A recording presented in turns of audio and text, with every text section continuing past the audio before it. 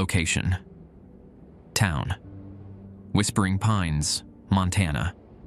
A small, isolated town deep in the wilderness. Population under 2,000. 911 dispatch center.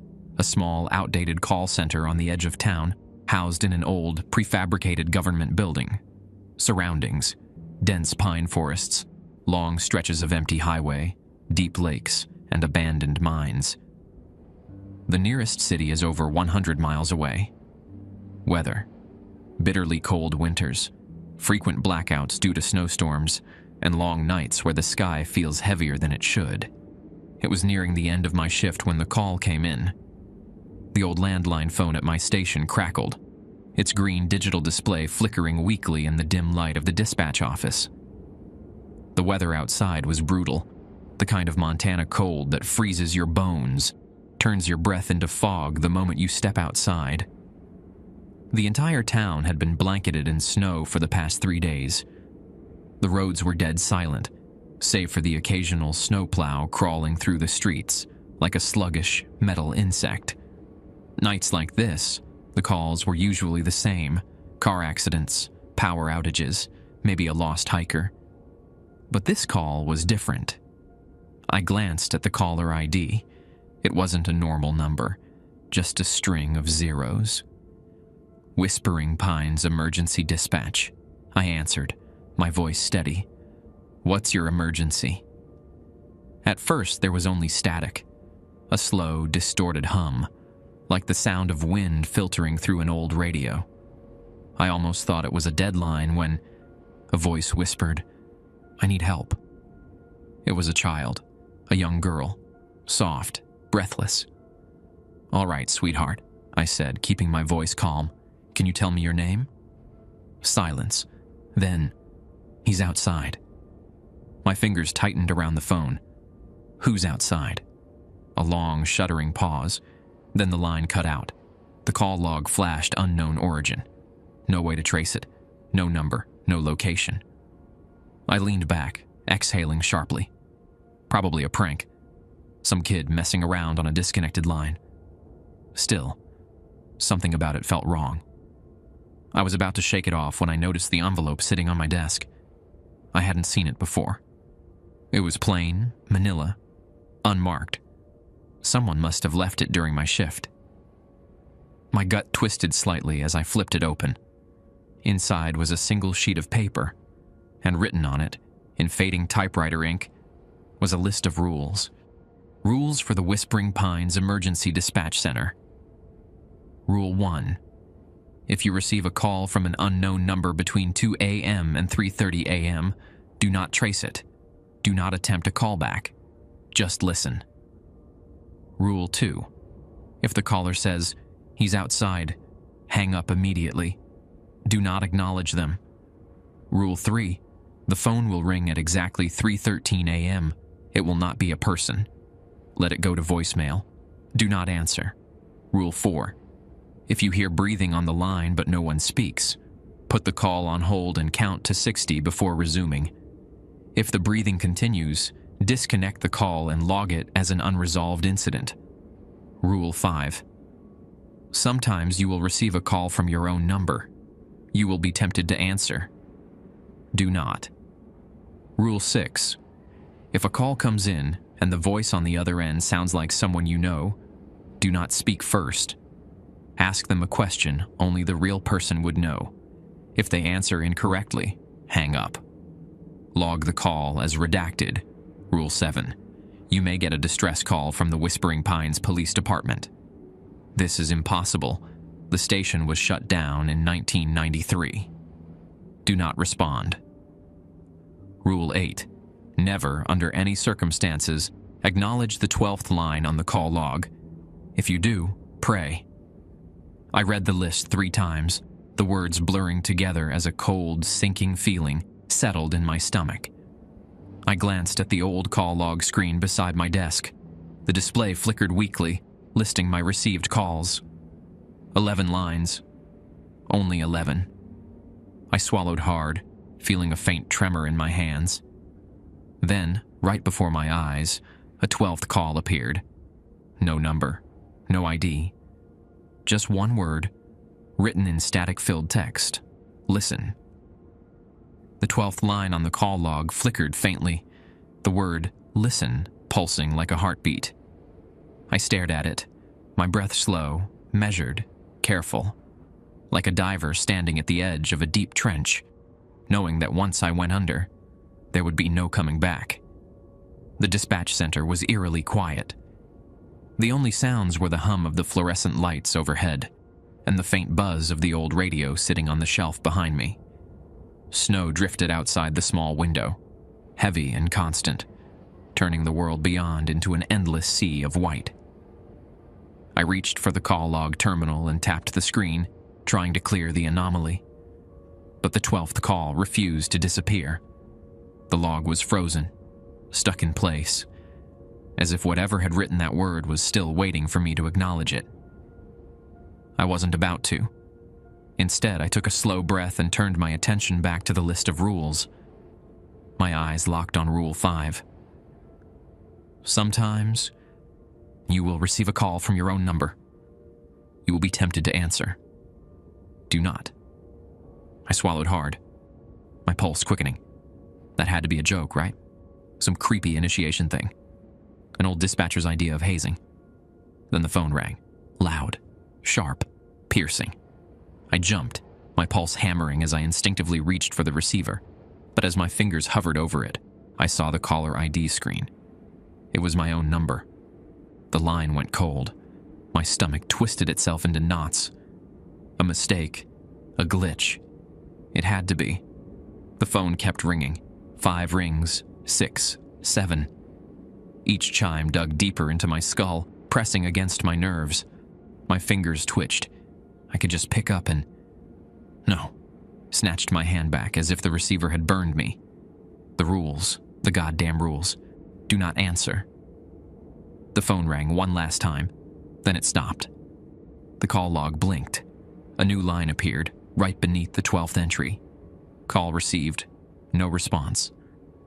I exhaled sharply, my entire body wired with tension. That should have been the end of it. But just as I was about to move away, the voicemail light blinked. A single message, 6 seconds long. I sat there for a long moment, hand hovering over the play button. I shouldn't, but I did. The recording clicked on, static-filled, distant. At first, there was only breathing, slow, wet, ragged, like someone trying to force air through a crushed windpipe. Then, a voice. Not just any voice. Mine. You shouldn't be here. The message cut off. The silence that followed was absolute. I sat there, numb, staring at the receiver as if it had grown teeth. The walls of the dispatch center suddenly felt too close, the air too still, like the entire building was holding its breath. I turned slowly to the observation window that overlooked the snowy streets outside. The lot was empty. Or at least, I thought it was. Until I saw the figure. Standing at the edge of the street lamp's glow. Motionless. Watching.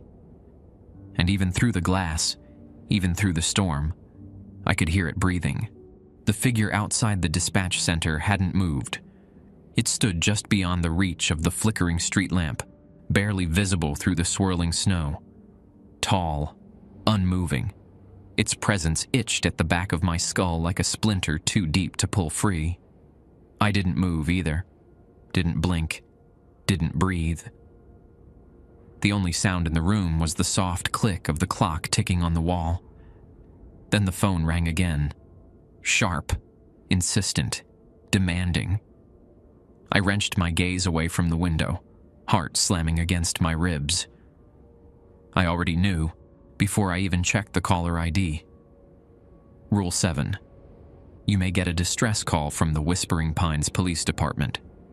This is impossible. The station was shut down in 1993. Do not respond. The phone screen glowed in the dim light. Caller ID. Whispering Pines Police. A twisting sickness coiled in my gut. It was a mistake. A trick. The phone kept ringing. 5 times. 6. 7. My body itched to pick it up, To break the rule, to ask who was calling from a place that shouldn't exist. I clenched my fists, forcing myself to wait it out. The phone rang once more, then cut off. Silence. The voicemail light blinked. A new message. I licked my lips, my breath coming too fast. Don't listen. I shouldn't listen. I hit play anyway, crackling static. Then, a voice, deep, garbled, distant, like it had been recorded on an old broken tape. We've got a 1057, need assistance at Old Highway 21. A pause, a long, awful pause.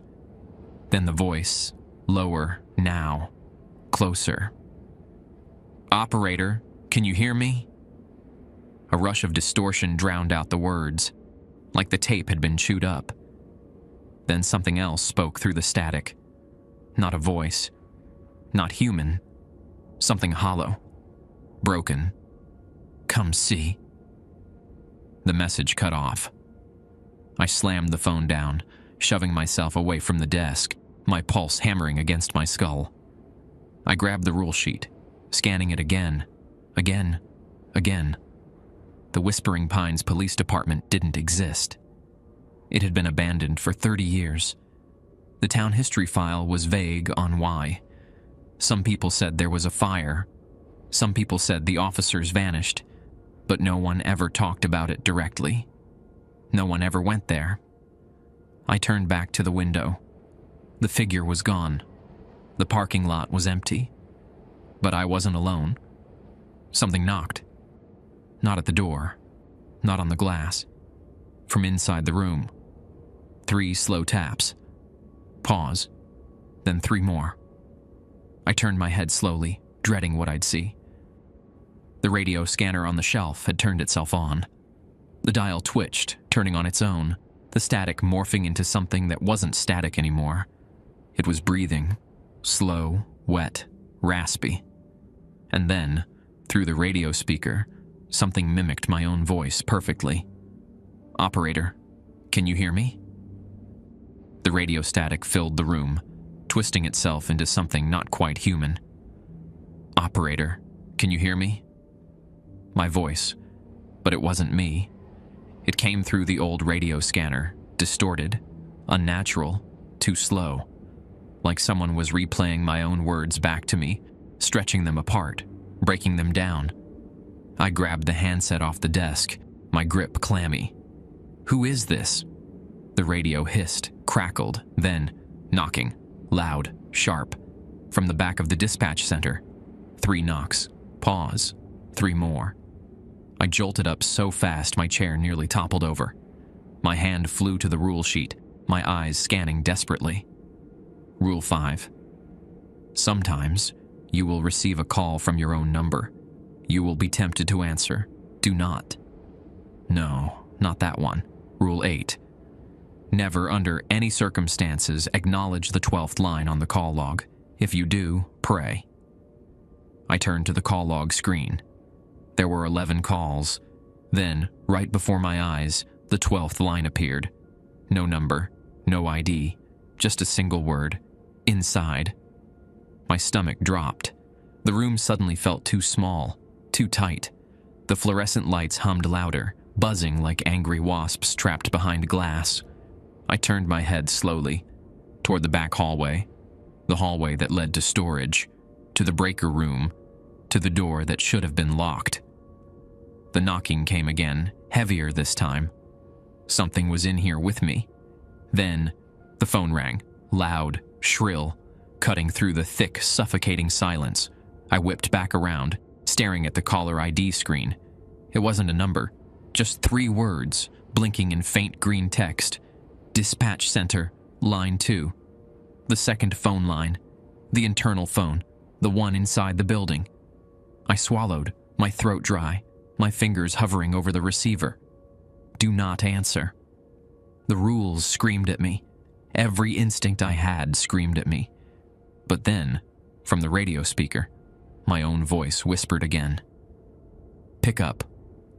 I squeezed my eyes shut, trying to drown out the sound. The phone kept ringing. I reached forward, my fingers trembling. and pressed the button to send it straight to voicemail. The phone went dead. For a moment, the room was silent. Then, the intercom clicked on. The sound came from above me, the small ceiling-mounted speaker crackling to life. At first, there was only breathing, wet, rattling, wrong. Then, a voice. Not mine this time. Not human. "I see you." The lights flickered violently, and then from the back hallway, the storage room door creaked open. The storage room door should have been locked. It sat at the very back of the dispatch center, past the narrow hallway where the breaker room and the emergency supplies were stored. No one used it. No one had a reason to. And yet, as I stood frozen in place, I heard it creak open wider. The sound of metal hinges, stiff with age. The air in the room shifted, growing dense and heavy, pressing against my chest like deep water. From the intercom, the voice had stopped speaking, but I could still hear it breathing. The hallway leading to the storage room was dark. The emergency lights cast long, flickering shadows against the walls, stretching toward me like twisting fingers. I reached for my flashlight. My hands trembled as I clicked it on. The weak yellow beam barely cut through the darkness. I took a slow step forward, then another. I didn't want to do this, but I couldn't just sit here, waiting for whatever was inside to find me first. The rules. I needed to remember the rules. I reached for the paper on my desk, skimming through it, my vision blurring with panic. Then my eyes locked onto Rule 6. If a call comes in and the voice on the other end sounds like someone you know, do not speak first. Ask them a question only the real person would know. If they answer incorrectly, hang up. Log the call as redacted. I shuddered. The voice from the intercom. It hadn't just spoken, it had mimicked me. I took another step toward the hallway. The floorboards creaked beneath my weight. The temperature dropped sharply, breath fogging in front of me, as if I had stepped into an open freezer. And then, something moved inside the storage room. Not a shuffle, not footsteps. Something dragging. Something big. I stopped. The flashlight flickered in my grip. The door, now fully open, led into a pitch-black room. I could see rows of metal shelves, emergency kits, stacks of old equipment, but beyond that, nothing. The air inside was wrong, thick, still, suffocating, and then, from the darkness, a voice, not distorted this time, not distant, clear, familiar. "Ethan?" My heart nearly stopped. That voice. I knew that voice. It was my sister's. "Ethan, are you there?" No, this wasn't real. My sister was dead. I buried her 3 years ago. I swallowed hard, my pulse hammering, forcing myself to follow the rule. I had to ask a question, something only the real her would know. My voice cracked. What was the name of the dog we had growing up?" A pause. A long, agonizing pause. Then, a slow, sickening laugh. Not hers. Not human. The shelves rattled violently. Something inside scraped against the floor. And then the voice came again, twisted and wrong, like a tape recording playing too slow. "Come see." I ran. I turned on my heel and sprinted back toward the main room. The storage door slammed shut behind me, rattling on its hinges. I threw myself against the dispatch desk, knocking over the phone, the radio, everything in my scramble to grab the rule sheet. My hands were shaking. I shouldn't have responded. I shouldn't have asked anything. I skimmed the list, desperate, searching for something, anything, about what happens if you break rule number 6. Then I saw it, handwritten at the bottom of the page. A note I hadn't noticed before. "If you hear the voice of the dead, do not let them in. If they enter, they will never leave." A new sound filled the room. A slow, soft tapping. Not from the storage room this time. Not from the intercom. From the front door. 3 slow knocks. Pause. 3 more. Through the dispatch window, I saw it. It was waiting. The knocking continued. 3 slow taps. Pause. 3 more. My breath came fast and shallow, my body frozen at the dispatch desk, my fingers clutching the crumpled rule sheet so tightly my knuckles had gone white. Through the frosted glass of the front door, the shadowy figure stood motionless. Tall, unmoving, waiting. The air in the dispatch center felt different now, thick, charged, like the static before a lightning strike. I tried to calm myself, tried to think. The rules. What did the rules say? I scanned the list again, my hands trembling. Nothing about the front door. Nothing about what happens when the knocking moves outside. But there was one rule that still hadn't come into play yet. Rule 3. The phone will ring at exactly 3:13 a.m. It will not be a person. Let it go to voicemail. Do not answer. I glanced at the clock. 3:12 a.m. My stomach twisted into knots. The knocking had stopped. The figure hadn't moved. It just stood there, shrouded in darkness beyond the dim, flickering streetlight. The wind outside howled through the trees, whipping snow against the windows. I swallowed hard. Then, the phone rang. 3:13 a.m. I nearly screamed. The sudden noise sent my pulse into overdrive, my entire body snapping into fight-or-flight mode. I clutched the edge of the desk, forcing myself to stay still. Let it go to voicemail. The ringing continued, sharp and shrill. I stared at the caller ID. No number, no name. Just a blinking message. Outside. My fingers twitched over the receiver. Don't pick up. Do not pick up. The knocking resumed. Louder this time. Faster. I clenched my jaw, resisting every instinct screaming at me to do something. The phone stopped ringing. Then, voicemail notification. I should have ignored it, but my body moved on its own. I reached forward, pressed the button. The voicemail clicked on. At first, there was only static. Then, breathing. Wet, ragged, hollow breathing. A long pause. Then a voice. Not human. Not right. Let me in. I slammed the phone down so hard it nearly shattered. My heart felt like it would explode out of my chest. The front door creaked. I turned my head slowly. The lock was turning. The knob twisted back and forth, gently at first, then violently. Something was trying to come inside. I bolted upright, knocking over my chair, scrambling for the emergency gun locker mounted on the wall. I fumbled with the key, my hands slick with sweat. The door rattled harder. Then, silence. I turned, my breath caught in my throat. The shadow outside was gone. For a moment, I thought it was over. Then I heard it. A creak. From behind me. Inside the dispatch center. The breaker room door was open. Something was inside with me. The breaker room door was open. That door had been locked. I was alone. But something else was here with me now. The air inside the dispatch center had changed.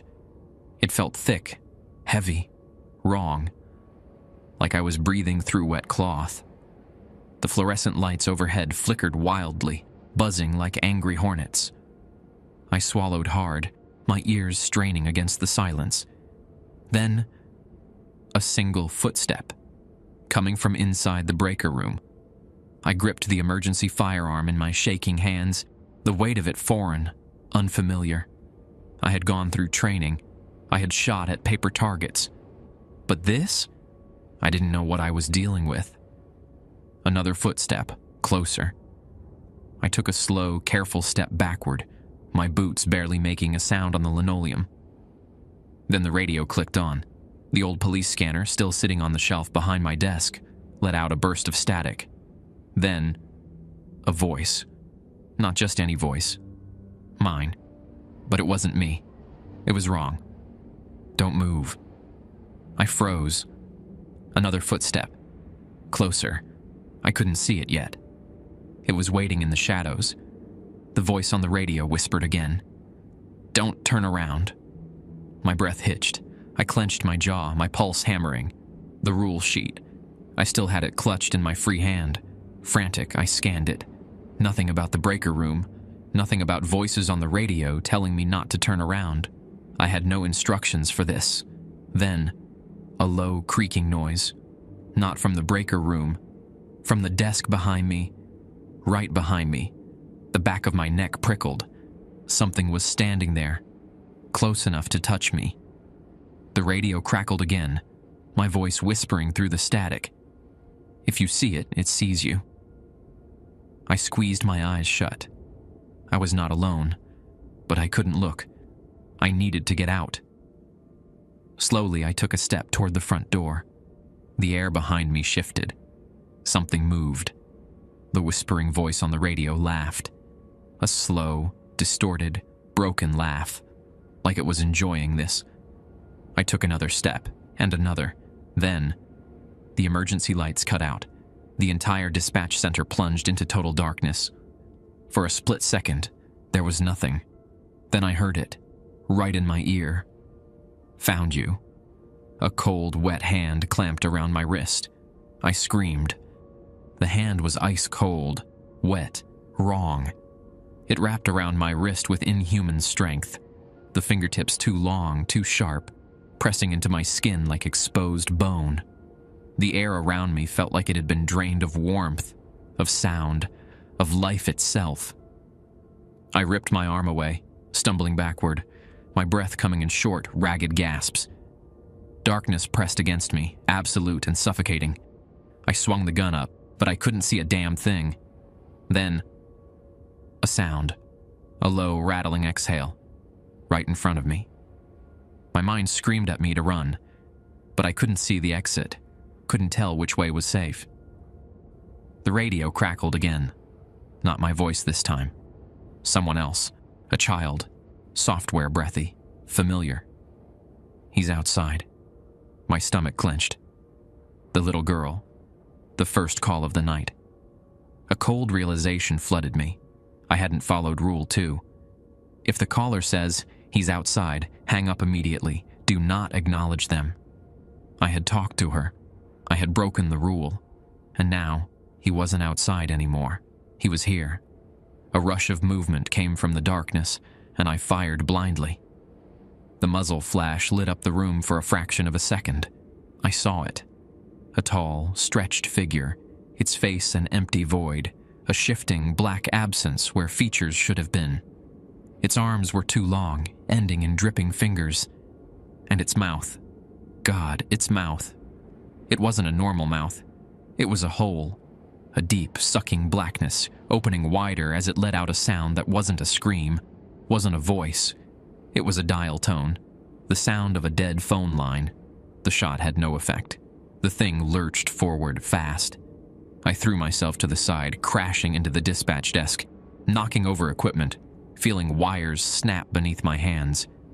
I needed light. Now my fingers found the breaker panel. I didn't have time to think. I flipped every single switch up. The emergency lights roared to life. The creature let out a piercing, garbled noise, like a phone line glitching. I turned, breath catching in my throat. It was gone. The room was empty. The temperature had returned to normal. The dispatch center looked the same as before, except for the destruction around me. The phone was off the hook. The radio was silent. I looked down at my wrist. Deep, blackened fingerprints were burned into my skin. The clock on the wall read 4:07 a.m. I was alive. The shift was almost over, and the rules had held. I didn't leave until the sun rose.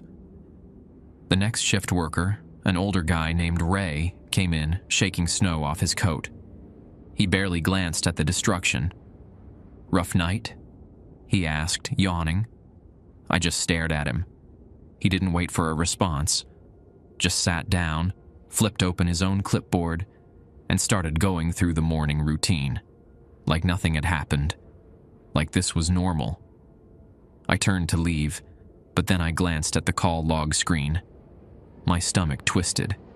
There were no records, no missed calls, no unknown numbers, No 12th line, just a normal, empty screen, as if the entire night had never happened. I hesitated, then glanced back at Ray. "You ever get any weird calls here?" I asked carefully. He didn't even look up from his clipboard. "Yeah, you get used to it." I swallowed. "Ray," I said slowly, "who wrote these rules?" He finally looked up. His expression was unreadable. "Nobody wrote them," he said. "They were here before the station was built." I stared at him, my pulse picking up again. But before I could say anything else, the phone rang. Ray reached for the receiver, completely unfazed. But I saw the caller ID. Dispatch Center, Line 2. The call was coming from inside. Ray answered without hesitation. 911, what's your emergency? For a moment, he listened. Then he froze. His knuckles went white around the receiver. A single bead of sweat slid down his temple. Then he hung up. He didn't look at me. Didn't speak. Just reached into his desk, pulled out a fresh copy of the rules, and placed it in front of him. Like this had happened before. Like it would happen again. I turned and walked out, the cold morning air hitting me like a wall. And as I climbed into my car, gripping the wheel too tightly, I realized something. I hadn't heard what the voice on the line had said, but I didn't have to. I knew. He's outside.